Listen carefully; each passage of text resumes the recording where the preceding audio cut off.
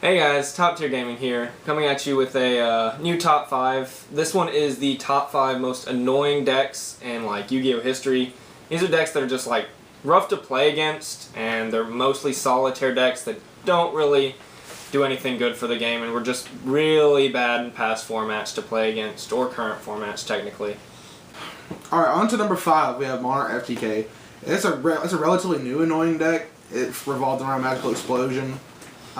You could draw your entire deck and then just Magical Explosion your opponent away, which is really unfair because unless you have a main deck card for it, you can't out it. Yeah, especially if they go first. Yeah, like the only out you have going first, like if you get to go first against the deck, you better have Strike to set to like strike like an Erebus or something to like or Warning to see so you can be 500 up. Yeah. It's the only thing you can really do. Like, there was the really cool play, wasn't it Jeff Jones did it? Mm-hmm. Where he, like... He warned his own graph. Yeah, he sent graph with Beatrice and warned his own graph so that he couldn't use Magical Explosion. Or the Life Equalizer. And then Jeff Jones just passed because the other player couldn't draw the card and he lost. Yeah, so, like, that's the reason it's number 5, I guess, as compared to others, is there were some outs. Some others are just really annoying and they have no real outs. So at number 4, we have Exodia Variants. So we're calling them Exodia Variants just because there's so many of them. Like, we had Magical Scientists back then, or Royal Magical Library.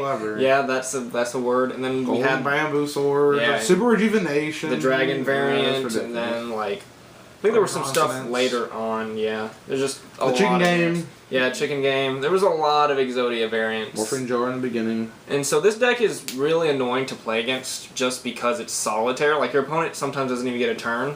And the only out to some of them was Effect Veiler.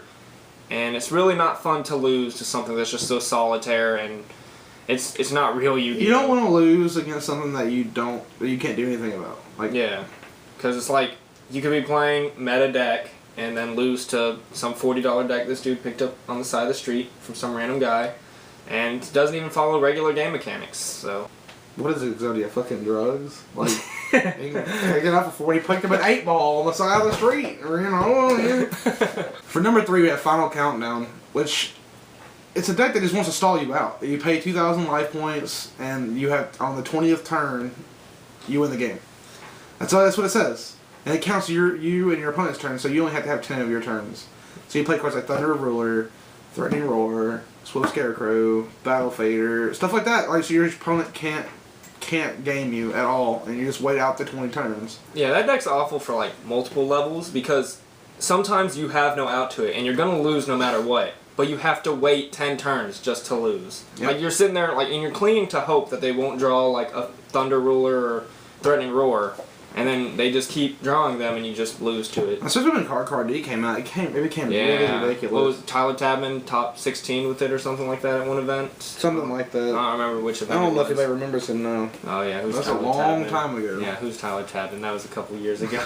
So number 2, we have a pretty known deck for how awful it is. It's been around for, well, I guess for about since Card D came out is when it got really big. It's been before then, too. It's been before, but Card D like made it big again. This would have been our number 1, but we thought of something that's more deserving. So like it's Chain Burn. So Chain Burn is pretty notorious in like the Yu-Gi-Oh community as that one deck you don't want to play at the regional because you might lose to it. Imagine the highest mountain of salt that you can in the Yu-Gi-Oh world. And that's what happens when you lose to this deck. Yeah, like.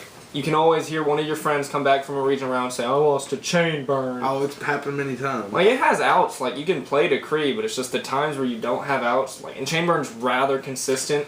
Denko Seka like put the nail in the coffin on it though. I think. Stuff like that. Yeah. But nobody sides Who sides that anymore? Chain Burn is flying into the rain. Yeah, like, even Decree's not super played right now. So yeah. So yeah, Chain Burn is one of the most awful decks of all time, so it had to be on this list for sure. Yeah. For number 1, this deck has won Worlds, and it's very annoying. What was it, 2010? It was 11? a long time ago. I think it was 2010. Frog FTK, Subs the Toad, 1-for-1, Mass Driver.